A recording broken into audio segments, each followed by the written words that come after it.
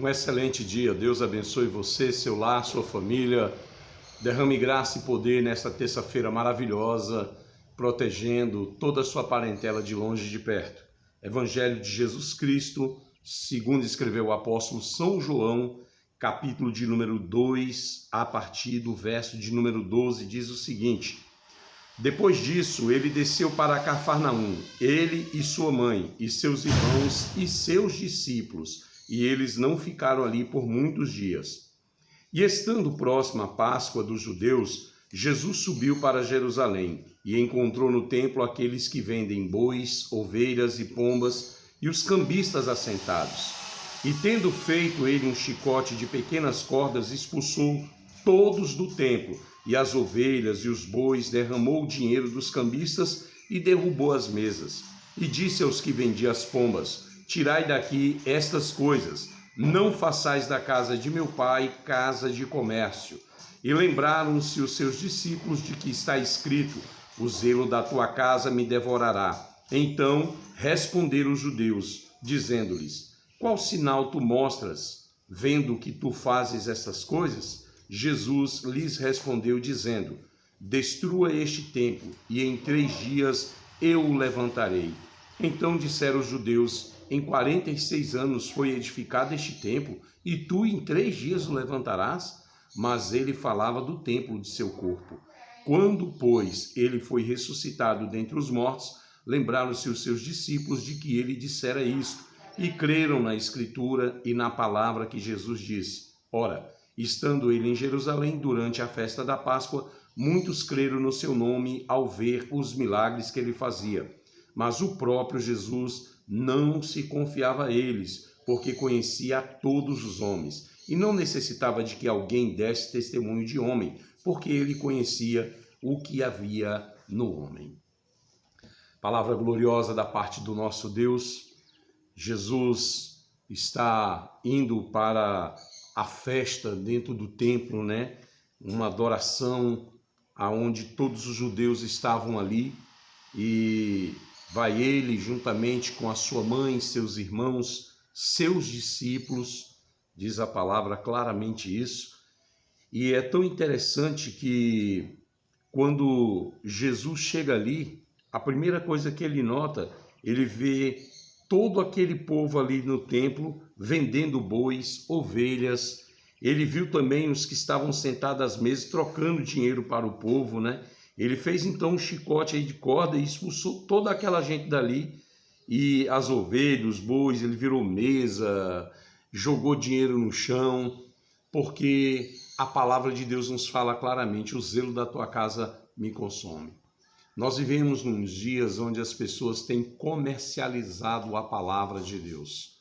Se troca a cura por dinheiro, se anuncia milagres em troca de benefícios, e podemos ver que já não há tanto amor e zelo pela palavra.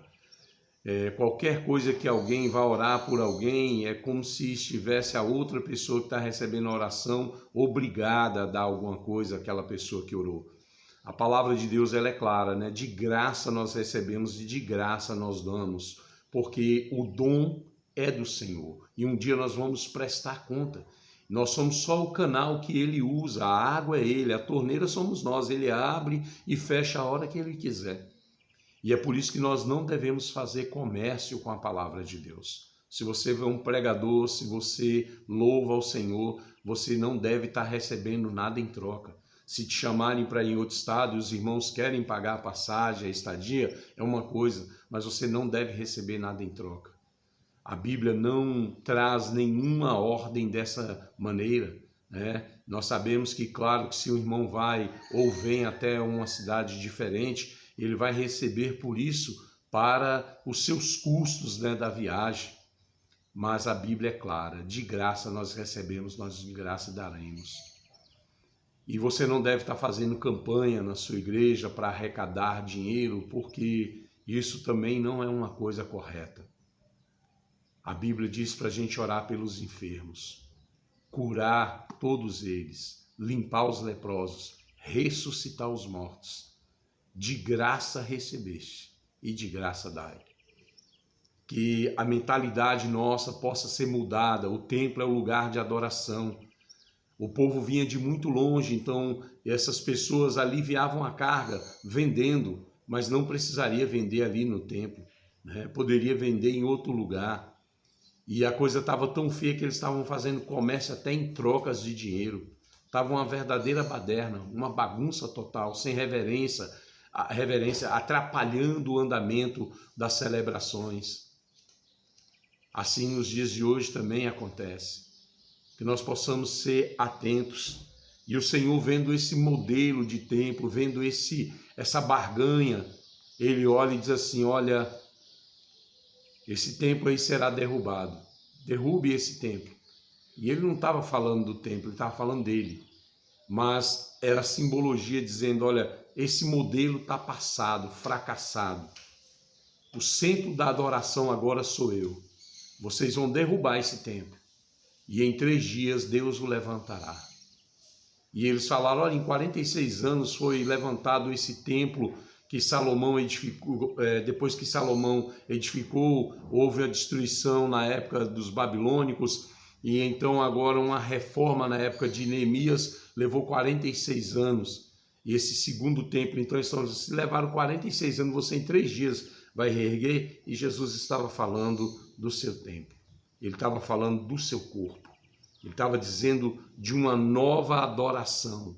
Uma adoração que é não tão nova, mas sim muito antiga. Adoração ao Filho do Deus Todo-Poderoso, que morreria, conquistaria e triunfaria sobre a morte, ressuscitando ao 3º dia e nos pondo livre de todo o pecado. Agora a nova adoração é o Senhor. A nova adoração, a nova busca é o Senhor Jesus Cristo.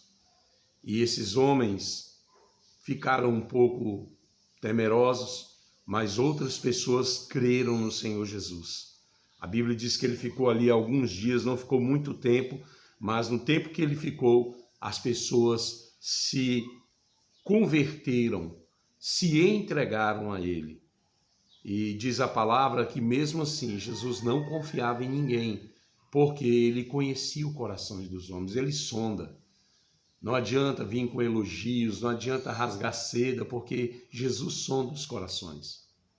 E nós também temos que ser verdadeiros, não devemos estar traçando elogios se isso é só da boca para fora.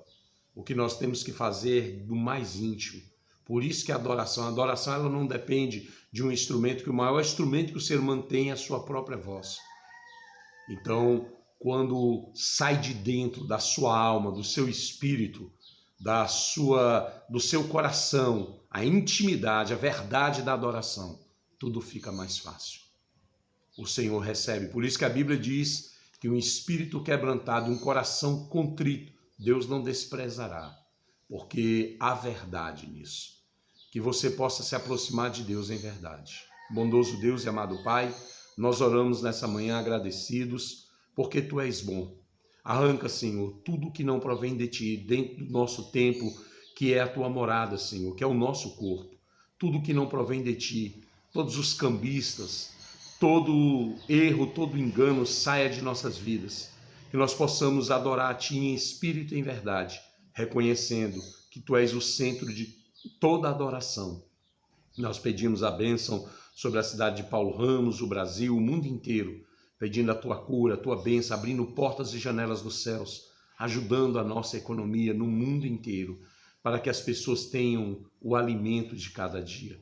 É a nossa oração que fazemos no dia de hoje, e que nossos corações estejam mais voltados em ajudar o próximo do que em si mesmo a juntar riquezas nessa terra. Seja a Tua mão de glória e poder sobre nossas vidas, é o que oramos em nome de Jesus. Amém. Deus abençoe sua vida poderosamente em nome de Jesus.